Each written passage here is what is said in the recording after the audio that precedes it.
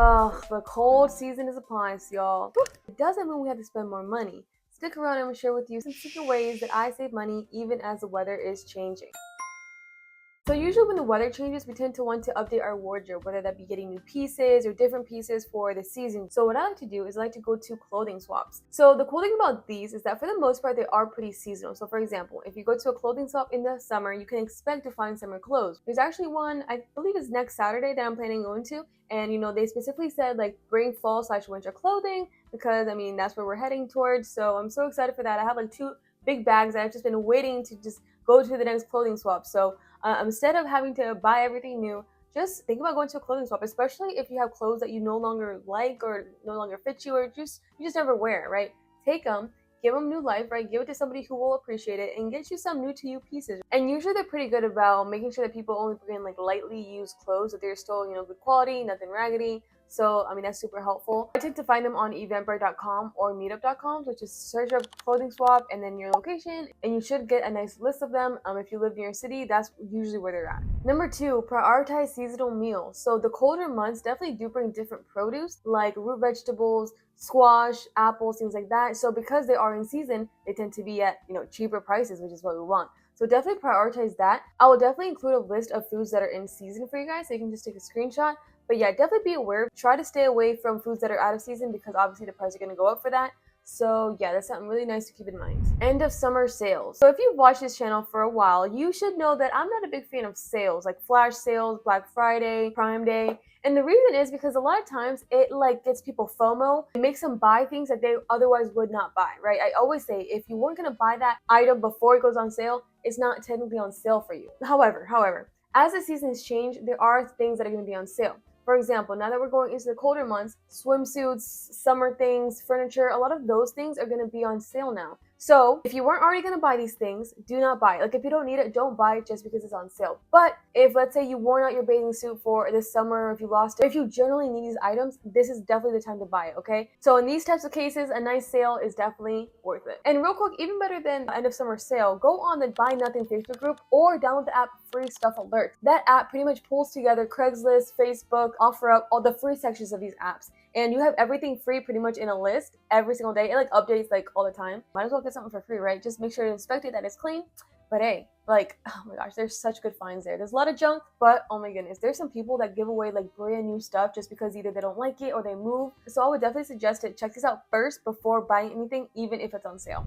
Seasonal food/drinks. So of course, everybody knows the infamous pumpkin spice lattes, right? Or anything pumpkin related, anything fall time drinks or foods. So sometimes people like really attach themselves to these foods. What I would recommend is to create a budget of like how much money you are willing to spend each week, each month on these things, right? Because they can add up. Like a $6-7 drink, it adds up quick. All right. And I know a lot of times people are like, oh, like it's seasonal. Like I gotta get it all I can. It's more special if you pace it out, even if it is seasonal. Just keep in mind that it's okay to set a number that you're willing to spend. It doesn't have to be super limiting, right? But just set yourself a number just so you're aware and aren't caught off guard at the end of the season and be like, whoa, how much money did I spend this month? Truly, we should be doing this with every single paycheck. And I actually created a free spending plan template that clients use to increase their cash flow without having to work more, and I'm giving it away for free. It'll be down in the description.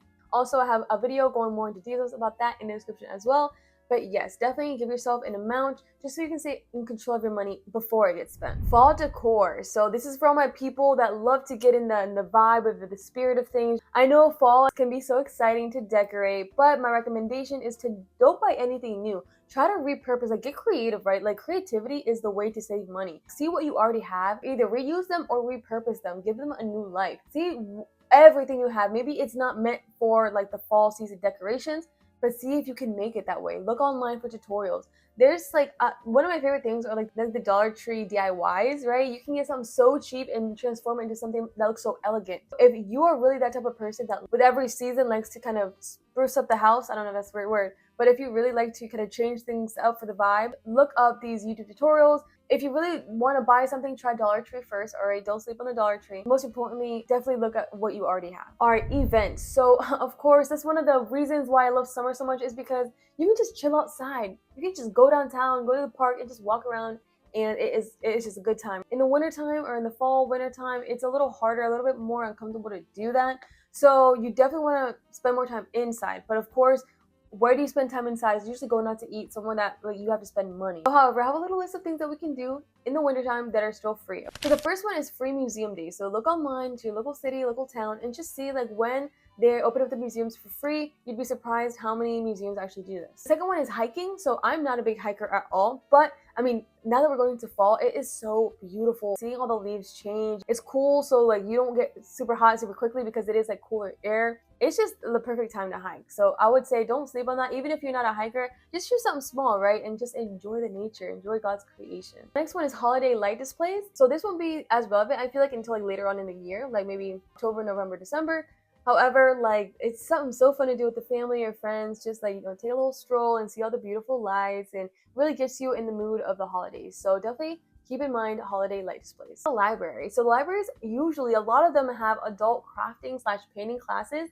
These are so fun. One, because they're free, and two, because it's like an awesome hobby to do as an adult. We don't just have to, go to work and watch Netflix and watch TV. Like we can actually get out there and have hobbies and do things with our hands. Especially if you go with friends or someone you love. Such a great bonding time, and it is inside away from the cold. Just go onto your local library site and see like the calendar that they have.